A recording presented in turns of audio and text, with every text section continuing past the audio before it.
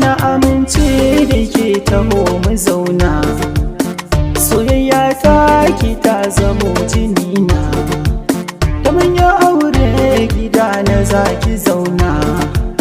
alkawari na yi zan rike amana, zan kare haƙunan ki tanadina, sirrin zuciya ki zamo gimbiya, a sanni da sanni soyayyar ki zan rubanya, na yarda da ke taho na sake hanya, har kika bar ni dole in yi jinya, a tsakaninmu ba batu na ƙarya, zuciya na mu wanke bakiyayya, alkawar mu rike babu zancen sake, na samu abin faɗa bara na furta, buɗe mini shafukan ki in yi bita, in an ka taɓa ki yanzu zan fusata, aiki na wani ki je ki huta, a cikin 'yan mata kin ciri tuta, ban biye kyalladari ko mai gantari,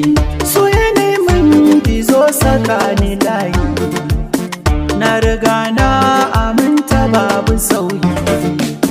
kin zamo madara na zama shayi, aure lokaci na muna alayi, na zamo kugiya ki zama janyi, zancen haka ne ni mai sanki ne, warwarewar zare cikin abawa, sai da zafin wuta ake alawa, dole in zaburo in kin yi shewa, a hakan za na kori ɗan adawa, gani ina da